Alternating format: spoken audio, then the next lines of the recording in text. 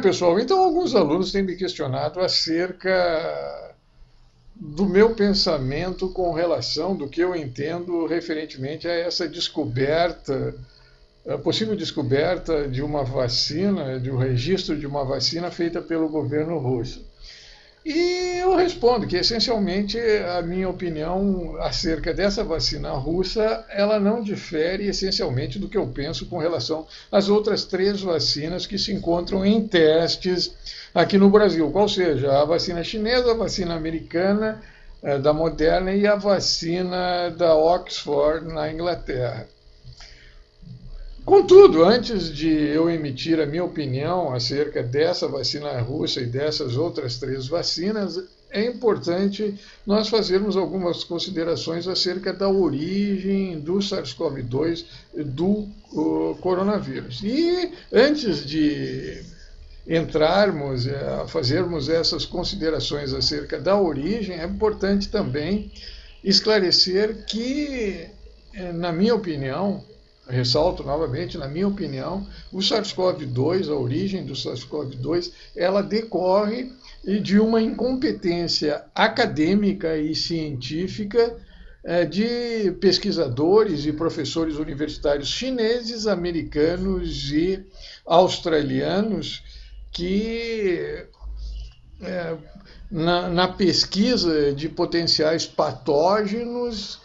sob a minha óptica, criaram essa porcaria que é o SARS-CoV-2. De maneira que, por paradoxal que possa parecer,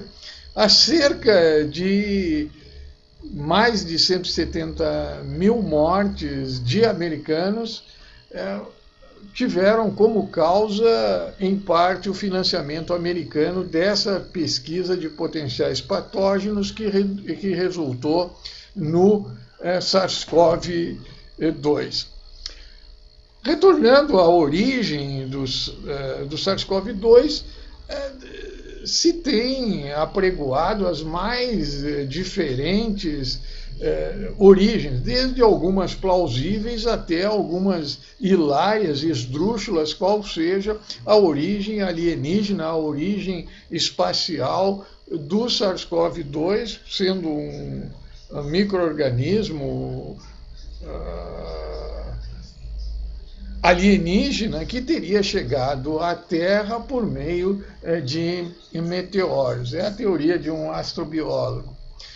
Dentre as várias teorias, a mais aceita e mais apregoada no interesse acadêmico é de que o SARS-CoV-2 teria uma origem natural a partir de beta-coronavírus de morcegos que infectariam o pangolim e que do pangolim ele pularia, migraria, infectaria, contagiaria o ser humano. E no ser humano, por um processo evolucionário, adquiriria mutações que explicariam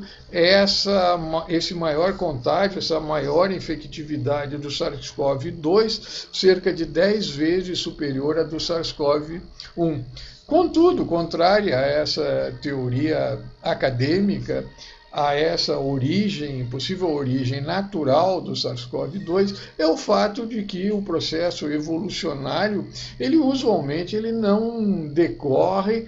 de uma hora para outra, anos, décadas, centenas, séculos, milhares de anos e até mesmo milhões de anos. E de maneira que essas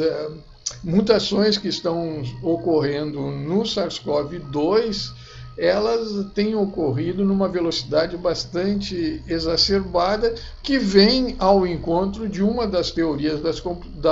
da conspiração, qual seja aquela que o SARS-CoV-2, esse coronavírus, ele teria origem, a Covid-19, ela teria origem a partir da construção genética por meio do DNA recombinante de uma sequência que teria sido introduzida a partir do SARS-CoV, do coronavírus presente no pangolim, ou seja, seria introduzida essa sequência genética que difere do pangolim para o ser humano em cerca de aproximadamente 6 a 10%. Uma outra teoria também da conspiração, e que particularmente eu acho bastante lógica, é o fato de que o coronavírus, o SARS-CoV-2, poderia ter origem a partir do SARS-CoV-1, infectante das células respiratórias relacionadas com a SARS, teria sido passado em culturas com células HLA, que são células de uma linhagem cancerosa que se caracteriza por apresentar um crescimento ilimitado e uma resistência ao tratamento. Então, essas duas características teriam sido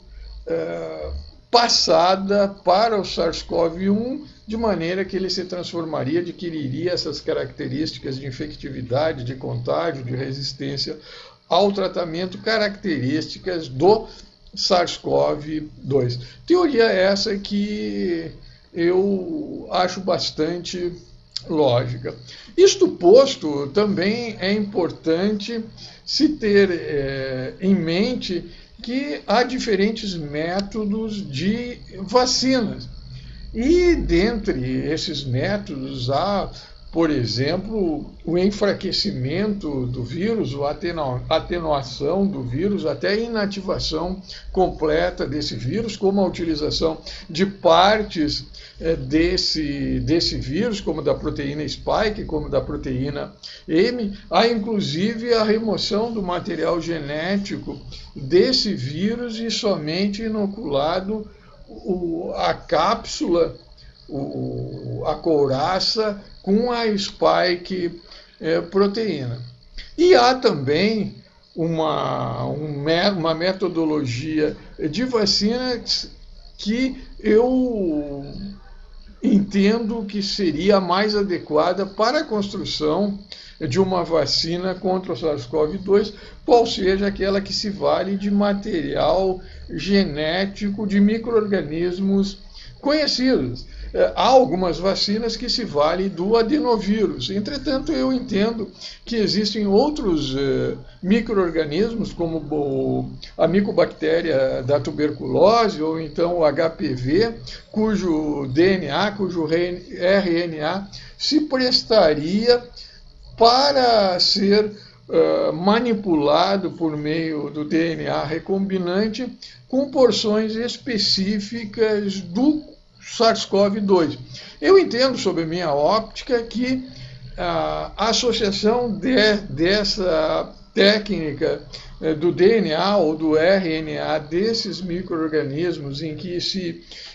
introduziria essas porções do SARS-CoV-2, usualmente porções que não são susceptíveis à mutação, se prestariam mais para a construção de vacinas. E eu considero importante, neste contexto, a utilização, por exemplo, da região de clivagem central e das suas regiões vizinhas, circunvizinhas, que são constituídas por aminoácidos polibásicos. Então, sugiro a construção de uma vacina em que se utilize o DNA do micro-organismo, usualmente bacilo da tuberculose, ou então HPV, que reconhecidamente o organismo produz anticorpos tanto contra o bacilo da tuberculose quanto a